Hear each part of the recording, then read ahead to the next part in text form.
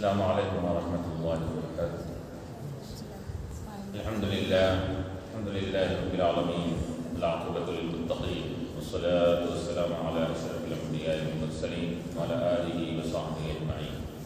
اما بعد، فقد قال اللہ تبارک وتعالی فی القرآن المجید والفرقان الحمید، اعوذ باللہ من الشیطان الرجیم، بسم اللہ الرحمن الرحیم۔ وَكَمْ مِنْ قَرْيَةٍ أَهْلَكْنَاهَا فَجَاءَهَا بَأْسُنَا بَيَاتًا أَوْ هُمْ قَائِلُونَ فَمَا كَانَ دَعْوَاهُمْ إِذْ جَاءَهُمْ بَأْسُنَا إِلَّا أَنْ قَالُوا إِنَّا كُنَّا ظَالِمِينَ فَلَنَسْأَلَنَّ الَّذِينَ أُرْسِلَ إِلَيْهِمْ وَلَنَسْأَلَنَّ الْمُرْسَلِينَ فَلَنَقُصَّنَّ عَلَيْهِمْ بِعِلْمٍ وَمَا كُنَّا غَائِبِينَ۔ صدق اللہ العلی العظیم۔ قال تعالیٰ فی مقام آخر فی شان حبیبہ الکریم، ان اللہ وملائکتہ یصلون علی النبی یا ایھا الذین آمنوا صلوا علیہ وسلموا تسلیما۔ اللهم صل على سيدنا محمد وعلى آله وأصحابه وبارك وسلم۔ حاضرین کرام و معزز سامعین، جیسا کہ سابقہ درس میں ہم نے سورہ اعراف کا آغاز کیا تھا، ابتدائی 2-3 آیتیں سورہ اعراف کی آپ کے سامنے گوشگزار کی، اس کی تفسیر اور اس کی تشریح۔ یہ اعراف کسے کہتے ہیں تو علماء فرماتے ہیں، روایتوں میں آتا ہے کہ جنت اور دوزخ کے درمیان ایک حصے اور مقام کو اعراف کہتے ہیں، جہاں پر ایسے لوگ رہیں گے کہ جن کے گناہ اور نیکیاں دونوں برابر ہیں، نہ گناہ آگے بڑھ سکے کہ دوزخ میں جائیں، نہ نیکیاں آگے بڑھ سکے کہ جنت میں جائیں۔ تو یہ لوگ جو بیچ میں رہیں گے، اور یہ ادھر ایک طرف سے جنت والوں کو دیکھ سکیں گے، دوسرے طرف سے دوزخ والوں کو بھی دیکھ سکیں گے۔ اب بعد میں اللہ تبارک تعالیٰ ان کے بارے میں جو بھی فیصلہ فرمائے گا، تو ابتدائی اوقات میں وہ لوگ اس مقام پر رکے رہیں گے، ان کو صاحب اعراف کا کہا جاتا ہے، جس کا ذکر آئندہ آیتوں میں آنے والا ہے۔ نادا اصحاب الاعراف کے ذریعے سے کہ اصحاب اعراف ایک دوسرے کو پکاریں گے وہاں پر۔ تو یہ سورہ کی ابتدائی آیتوں کا ہم نے ترجمہ تشریح ہم نے سنا، جس میں بیان کیا گیا تھا کہ یہ کتاب قرآن کریم اللہ کی طرف سے نازل کرتا ہے، اور اس کا قرآن کا کام کیا ہے، اس کی صفتیں کیا ہیں۔ 2 بنیادی صفتیں بیان کی گئی تھی، لِتُنذِرَ بِهِ وَذِكْرَىٰ لِلْمُؤْمِنِينَ، کہ آپ قرآن کے ذریعے سے لوگوں کو ڈرائیے، اور دوسری بات ایمان والوں کو خوشخبری سنائیے۔ تو یہ قرآن یہ نافرمانوں کو ڈرانے والی بھی ہے، اور ایمان والوں کو خوشخبری سنانے والی بھی ہے۔ چنانچہ یہ بھی کہا گیا تھا کہ اتبعوا ما انزل الیکم من ربکم، تو تمہارے رب کی طرف سے جو کلام نازل ہوا اسی کی پیروی کرو، اسی کی بات کو سنو، اور ولا تتبعوا من دونہ اولیاء کہا گیا تھا کہ ان کی باتیں یا غیر اللہ یا معبودان باطل کی کہ پرستش مت کیا کرو، کہ یہ یاد رکھو کہ یہ تمہارے کوئی کام آنے والے نہیں ہیں۔ تو اب یہاں بیان کیا جا رہا ہے کہ قرآن کا ذکر کیا گیا، اور قرآن کی پیروی کا ذکر کیا گیا، اور بتایا گیا کہ قرآن کی صفتیں یہ ہے کہ وہ نافرمانوں کو اللہ کے عذاب سے ڈرانے والی بھی ہے۔ تو ان آیتوں میں جو ابھی آپ کے سامنے تلاوت کی گئی، اس میں اللہ تعالیٰ یہ ڈرانے کا یہ عمل 2-3 طریقے سے ہوتا ہے۔ ڈرایا آئندہ آنے والے عذاب کے ذریعے سے ڈرایا جاتا ہے، ایک یہ بھی ڈرانا ہے، اور ایک سابقہ قوموں کو نافرمانی کی وجہ سے جو عذاب آیا تھا ان کا ذکر کیا جا کر لوگوں کو ڈرانا، یہ بھی ایک قسم کا ڈرانا ہوتا ہے۔ تو یہاں پر سابقہ قوموں اور بستیوں کو ان کی نافرمانیوں کی وجہ سے جو عذاب آئے تھے، اس کے ذریعے سے یہاں پر نافرمانوں اور کافروں کو ڈرایا جا رہا ہے کہ وَكَمْ مِنْ قَرْيَةٍ أَهْلَكْنَاهَا، کتنے ہی بستیاں ایسی ہے جس کو ہم نے ہلاک کر ڈالا۔ ہم نے برباد کر دیا، تباہ اور تاراج کر دیا بستیوں کو ہم نے۔ فَجَاءَهَا بَأْسُنَا بَيَاتًا، تو ان بستیوں اور بستیوں والوں پر ہمارا عذاب اور ہمارا قہر، ہماری پکڑ آئی بیاتاً، ایسے وقت میں اللہ کا عذاب آیا کہ وہ رات گزار رہے تھے، رات میں آرام کر رہے تھے، او ہم قائلون، یا ایسے وقت میں اللہ کا عذاب آیا کہ وہ دوپہر کے وقت میں خیلولہ کر رہے تھے اور سو رہے تھے۔ تو یہ دو وقتوں میں اللہ کا عذاب آیا۔ تو یہاں بیان کیا جا رہا ہے کہ جب نافرمانی حد سے بڑھ جاتی ہے اور بارہا ان کو روکنے کے باوجود وہ رکتے نہیں ہیں، تو اللہ کی طرف سے بغیر کسی کوئی تنبیہ کیے کہ، بغیر خبر دیے کہ اچانک اللہ کی طرف سے عذاب آ جاتا ہے۔ اس کا یہ نہیں کہا جاتا اس کے اندر لوگوں تمہاری نافرمانی کی وجہ سے فلاں دن عذاب آنے والا ہے، تم تیار ہو جاؤ، یہ نہیں کہا جاتا، بلکہ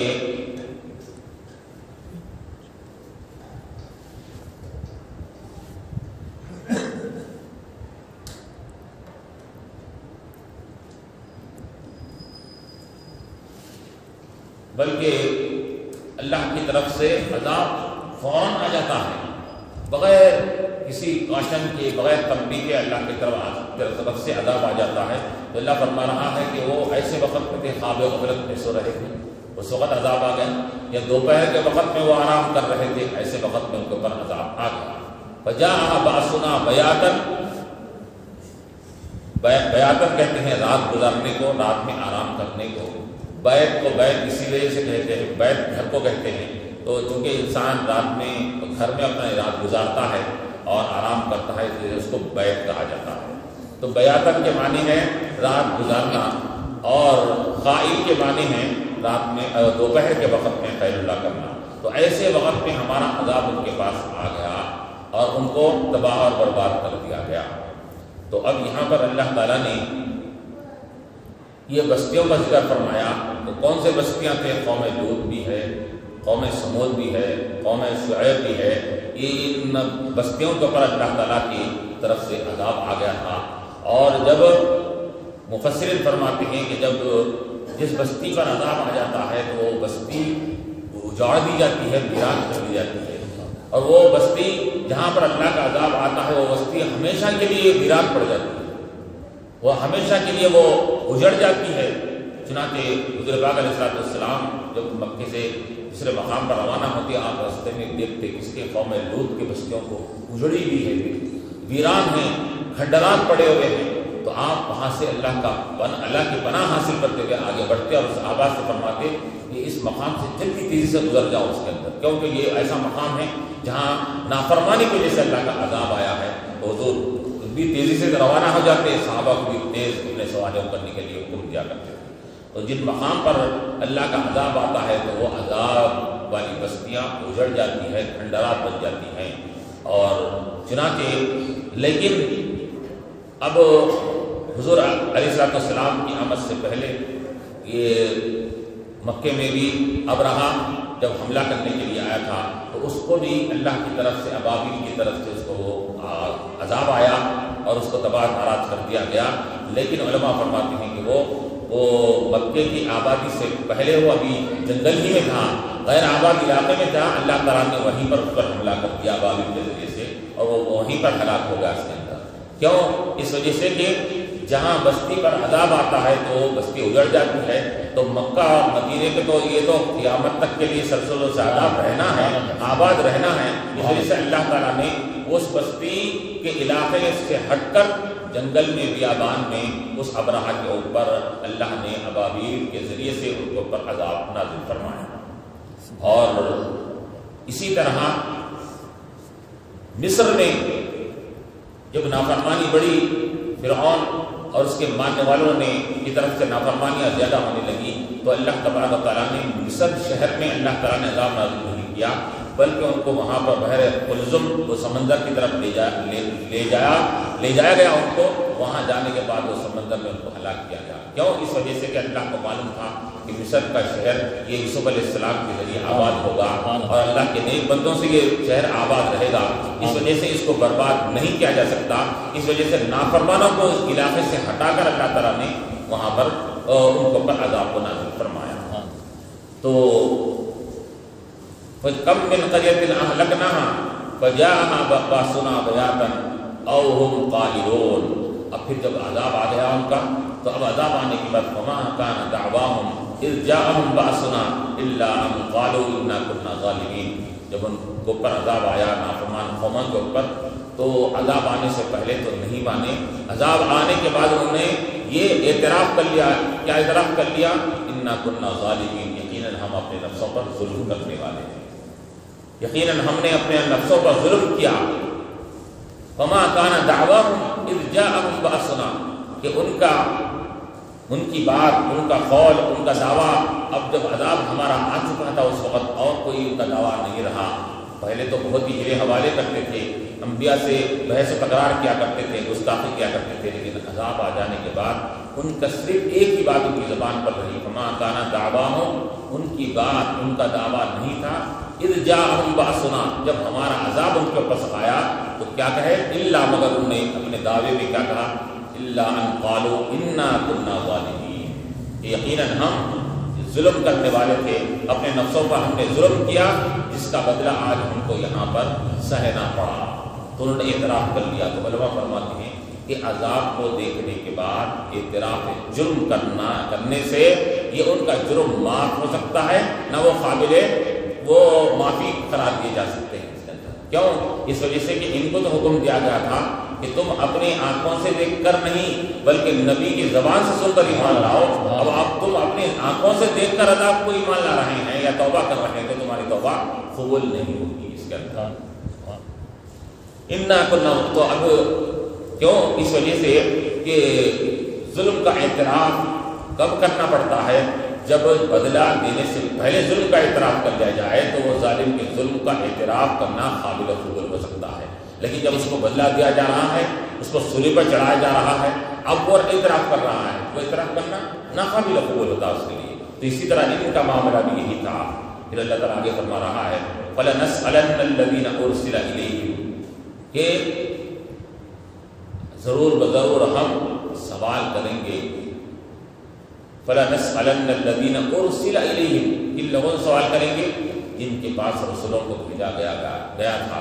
تو مطلب یہاں مفسرین فرماتے ہیں کہ دنیا میں عذاب کے آ جانے کے بعد ان کا کام ختم نہیں ہے، بلکہ یہ تو دنیا میں ایک عارضی عذاب آیا تھا، وہ ہلاک کر دیے گئے. لیکن کل جب قیامت کے جب اٹھیں گے تو اس وقت پھر دوبارہ اللہ تبارک و تعالیٰ ان کا تفصیلی حساب دوبارہ اللہ تعالیٰ لے گا. فَلَنَسْأَلَنَّ الَّذِينَ، ضرور بضرور ہم سوال کریں گے، الَّذِينَ أُرْسِلَ إِلَيْهِمْ، ان لوگوں سے جن کے پاس رسولوں کو بھیجایا گیا تھا، کتابیں اللہ کی آئی تھی اور ان کو بانا سمجھایا گیا تھا کتاب کی ہدایت کے ذریعے سے. نبی اپنی زندگی کی ہدایت کے ذریعے سے ان کو سمجھائے تھے، لیکن انہوں نے جب نہیں مانا تو اللہ تعالیٰ فرما رہا ہے کہ دنیا کا عذاب بھی آئے گا اور پھر ہم کل قیامت کے دن ان سے سوال کریں گے. فَلَنَسْأَلَنَّ الَّذِينَ أُرْسِلَ إِلَيْهِمْ، ہم ان سے بھی سوال کریں گے. وَلَنَسْأَلَنَّ الْمُرْسَلِينَ، اور ہم رسولوں سے بھی سوال کریں گے، انبیاء علیہ السلام سے بھی سوال کریں گے. تو اب انبیاء سے سوال کیا ہوگا؟ تو انبیاء علیہ السلام سے سوال یہی ہوگا کہ آپ نے اپنی تبلیغ کا کام مکمل پہنچا دیا، آپ نے ہدایت کی پہنچانے کا کام، اب ذمہ داری کو آپ نے پورا کر دیا. تو انبیاء علیہ السلام کو جواب دے دے گی کہ ہم نے پہنچا دیا. تو اب قوم کے لوگوں سے سوال کیا جائے گا جن کے پاس رسول بھیجی گئی تھی، ان سے سوال کریں گے اللہ تبارک و تعالیٰ کہ بتاؤ کیا تمہارے پاس رسول آئے تھے نہیں آئے تھے. ایک سوال ہوگا، وہ اعتراف کریں گے کہ رسول ہمارے پاس آئے تھے. پھر ان سے بھی دوبارہ اللہ تعالیٰ سوال کریں گے کہ رسول آئے تھے، تعلیمات دیے تھے اور ہدایت کا پیغام تم تک پہنچائے تھے، کہ بتاؤ تم کو عمل کرنے کے لیے کس چیز نے تم کو روکا تھا. دو سوال کریں گے اللہ تعالیٰ، ایک تو رسولوں کا اور دوسرے رسولوں کے آنے کے بعد بھی تم عمل اور ان کی باتوں کو کیوں نہیں سنا. تو اب وہ لوگ آخری میں اب مختلف قوم کے لوگ ہوں گے اس کے اندر. بعض فوراً اعتراف کر لیں گے، بعض ہٹ دھرمی کریں گے. اللہ تبارک و تعالیٰ ان کو مختلف طریقے سے ان کو ابلوائے گا ان کی زبانوں سے کہ واقعی ہم جرم کرنے والے تھے اس کے اندر. یعنی اللہ تعالیٰ کو حالانکہ ان کے اعتراف کرانے کی ضرورت نہیں ہے، اللہ تعالیٰ کے علم میں ہے بات، لیکن اللہ تعالیٰ جب تک کہ وہ اپنے جرم کا اعتراف نہیں کریں گے اللہ سزا نہیں دے گا. تو اس وجہ سے اللہ تعالیٰ جو مان لیے بات کو وہ قبیحہ، جو نہیں مانیں گے اللہ تعالیٰ ان کو گواہوں کے ذریعے سے اور مختلف طریقوں سے ان کو قائل کروائے گا. نام اعمال ان کے سامنے پیش کیا جائے گا اور فرشتے جو نام اعمال لکھتے تھے وہ فرشتوں کی گواہی کے ذریعے سے ان کو قائل کروایا جائے گا. اگر وہ بھی نہیں مانیں گے، کیونکہ آیا بعض روایتوں میں آنے کے بعد سرکش قسم کے لوگ ہوں گے، وہ یہ کہیں گے کہ ہے آپ کے فرشتوں نے یہ اپنی طرف سے ہمارے یہ جرم لکھ لیے، ہم یہ جرم کیے نہیں تھے. تو اللہ تبارک و تعالیٰ یہ درمی میں جب اتر آئیں گے تو اللہ تبارک و تعالیٰ کیا کرے گا؟ اب انہی کے اعضاء سے قائل کروائے گا ان کو، تو ان کی زبانوں کو بند کر دیا جائے گا. اس کے بعد ان کی اعضاء بولنے لگیں گے. الیوم نختم علی افواہہم، آج کے دن ہم ان کے منہوں کو بند کر دیں گے، مہر لگا دیں گے.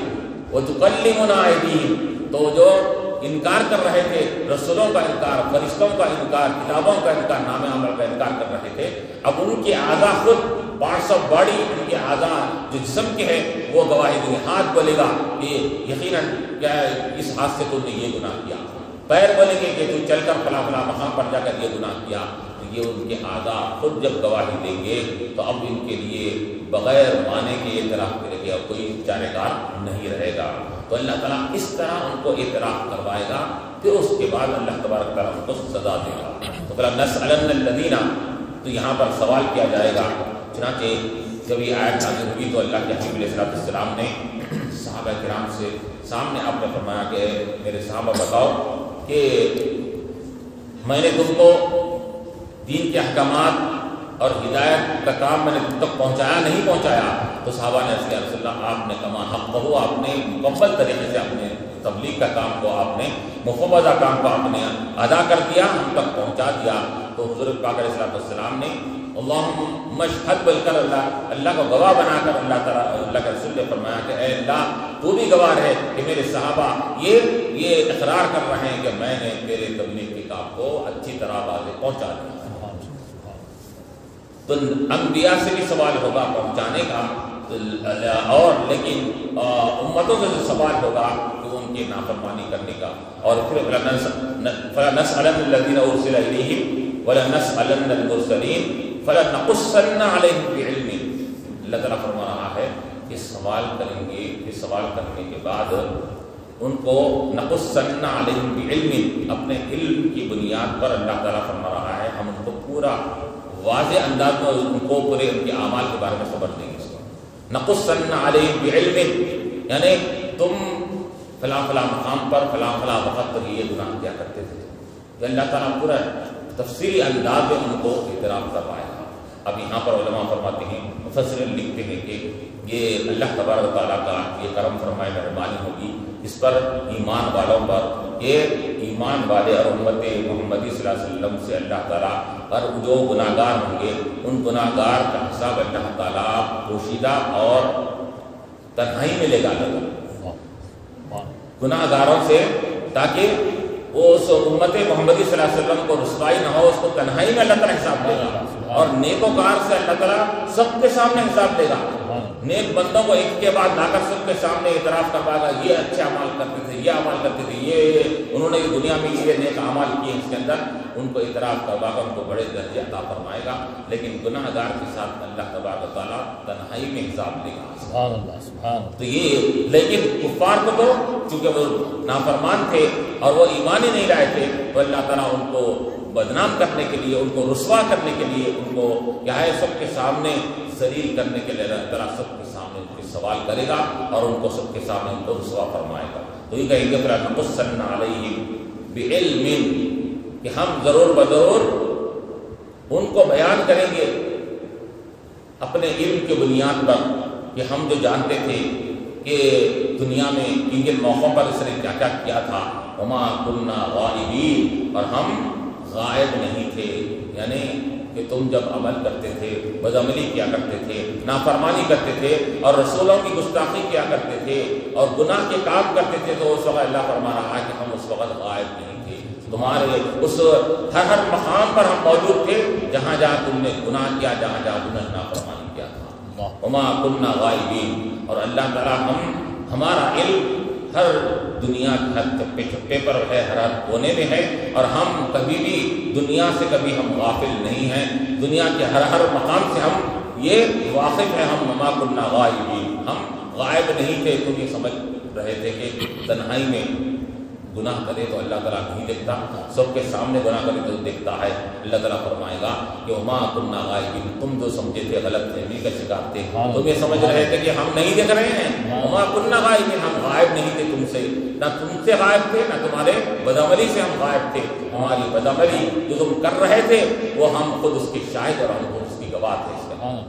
فَلَنَقُصَّنَّ عَلَيْهِمْ بِعِلْمٍ، یہ ہم کو اس وقت ہم کو علم بھی تھا، ہم علم کے اعتبار سے بھی موجود تھے اور ہم اپنے وہاں پر اپنے قدرت کے اعتبار سے بھی وہاں پر ہم موجود تھے اس مقام پر۔ تو اب یہاں پر اللہ تبارک و تعالیٰ ان کو تفصیلی طور پر ان کا حساب و کتاب لے گا۔ نقصنا علیہم، کہ پائی پائی کا حساب لیا جائے گا، جیسا کہ آیا کہ جس کسی کا حساب سختی سے لیا جائے گا تو وہ یقیناً وہ تباہ و تاراج ہو جائے گا۔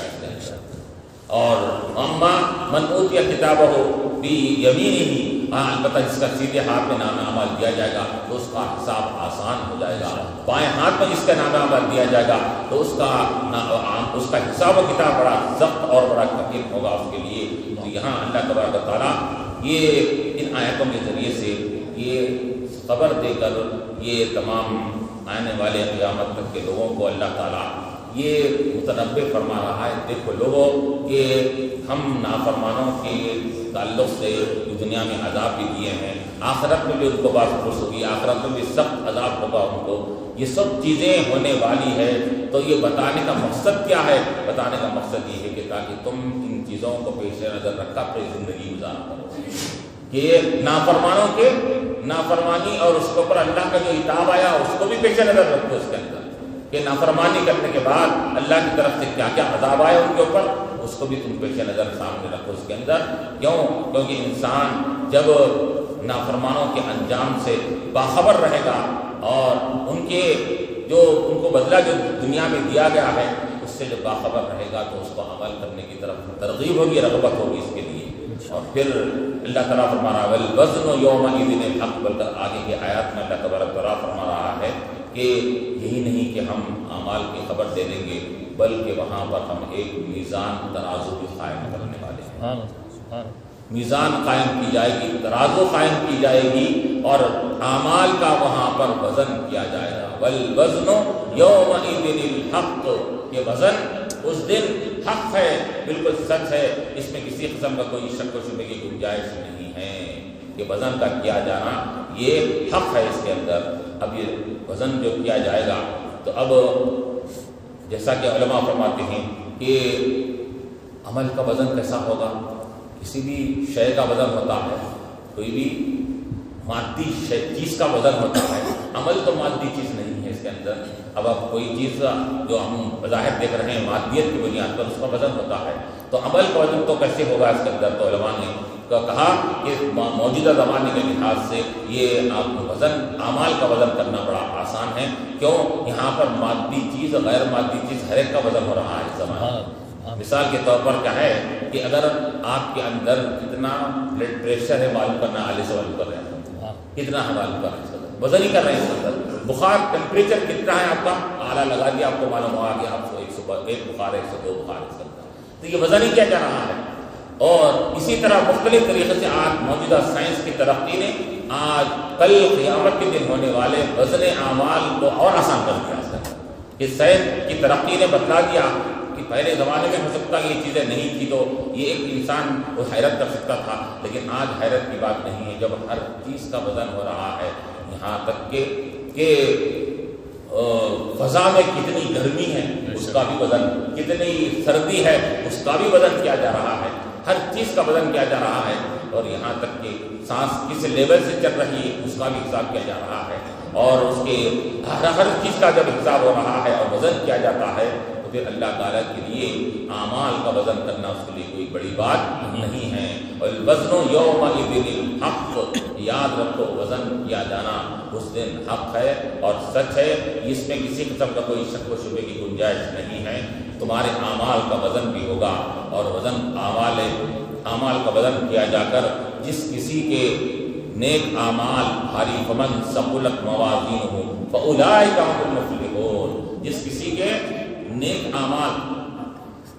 کے اعمال کا پلڑا بھاری ہوگا فاولئک هم المفلحون، یہی لوگ کامیاب ہوں گے. اس کے اندر پلڑا بھاری ہونے کا مطلب کیا ہے کہ دنیا میں ترازو میں کوئی چیز تولتے ہیں تو پلڑے کے بھاری ہونے کے لیے ترازو نیچے ہوتی ہے، لیکن وہاں پر ایک معاملہ یہ ہوگا کہ جس کی ترازو میں اعمال کو تولا جائے گا، جو عمل نیک اعمال کا پلڑا جس کا وزن بھاری ہوگا وہ نیچے نہیں جائے گا بلکہ اوپر جائے گا. کیوں؟ کیونکہ وہ مقام اعمال نیک اعمال یہ نور ہے، اور نور کا خاصہ پستی نہیں ہے بلکہ بلندی ہوتی ہے اس کے اندر. نور کا خاصہ یہ ہے کہ وہ بلند ہو، اوپر ہو، نیچے نہ ہو. تو وہاں پر تولے جانے کے بعد ترازو کا پلڑا اوپر جس کا ہوگا وہ کیا ہے کامیاب ہو جائے گا، جس کا پلڑا نیچے ہو جائے گا وہ ناکام ہو جائے گا. اس کی تفصیلات آئیں گے.